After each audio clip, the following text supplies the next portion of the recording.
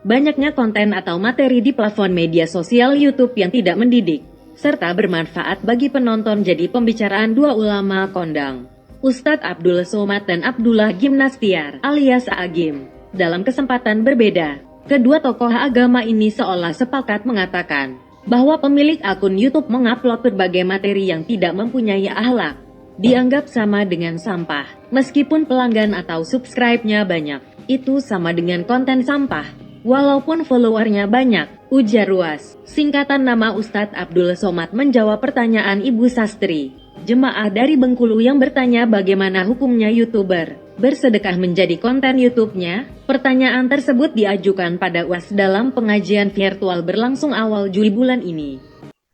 Kalau terjadi penipuan, tapi kalau tidak, maka ini motivasi bagi umat. Apalagi YouTuber yang isinya sampah, yang tidak ada pesan akhlak, tapi banyak follower, banyak penonton. Kita tidak tahu apa yang dicari sebenarnya. Tapi kalau ada YouTuber yang isinya baik, lalu kemudian hasilnya membantu orang susah, kemudian tidak ada unsur tipu, tidak ada unsur menganiaya orang lain. Lebih lengkap tonton video sebelum ini. Sementara dalam percakapan dengan Helmi Yahya, Agim menyimpan kegelisahan yang sama dengan UAS, menyangkut maraknya konten yang dianggap sampah di YouTube tersebut. Kalau hal ini dibiarkan dapat merusak moral masyarakat. Sebagai contoh, AA menyebut berdasarkan sebuah kajian, banyak penonton dari kalangan anak remaja di daerah yang terbius karena konten yang berisi kemewahan. Tapi di sisi lain sang anak sekolahnya pun terputus disebabkan kemiskinan. Kalau ini dibiarkan, tentu akan memotivasi anak-anak berbuat sesuatu yang tidak dibenarkan, kata Agim. Nah, ngomong-ngomong tentang YouTube dan medsos ini, kenapa tertarik untuk YouTube? Apa kekuatan media sosial sekarang nih? Karena A juga sudah menyimak ya, beberapa pemuda itu begitu aktif membuat vlog dan sebagainya.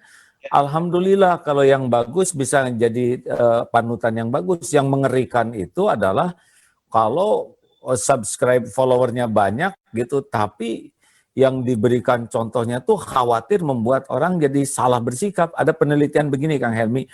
Ya. Jadi beberapa saudara-saudara kita remaja-remaja yang di desa atau di pemukiman yang terbatas ekonominya, dia kan lihat tuh glamor, wah ini kaya, ini mobil bagus, ini rumah megah, sedang dia tidak punya kemampuan itu. Untuk sekolah dia nggak ada biaya, untuk punya, tapi dia ingin, akibatnya ada yang melakukan tindakan-tindakan kriminal, karena dia terpengaruh untuk sebuah obsesi yang di luar kemampuannya. Nah, begitu. Gimana nih menurut Kang Helmi nih tentang banyaknya YouTubers? Ya, jadi dulu kita pikir kan YouTube itu kan dunianya anak muda. Kadang-kadang isinya itu ya yang A ceritakan tadi lah ya. Tapi buktinya yang nonton banyak, yang nonton banyak itu artinya sama kayak kita di TV gitu. Acara-acara yang ditonton itu kadang-kadang tidak relate dengan apa kualitas yang ditonton banyak. Jadi ini kita harus mendidik bangsa juga. Tapi kita melihat, jadi saya dianggap masuk ke situ, jadi pelan-pelan, alhamdulillah, jadi udah banyak yang mau saya ajak untuk wawancara. Meskipun YouTube memberikan batasan kepada pengguna atau kreator dengan berbagai persyaratan tertentu, seperti tidak melanggar hak cipta, tidak menghujat, membuat konten sara dan kebencian, video ketelanjangan atau pornografi, dan kekerasan serta lain sebagainya. Akan tetapi pada prakteknya, di luar ketentuan tersebut memang masih banyak peluang pemilik konten membuat materi remeh-temeh, seperti lebih menonjolkan kemewahan, vlog percintaan kilat dan sejenisnya. Memang ditinjau dari sudut moral dan manfaat positifnya kurang, bahkan tidak ada.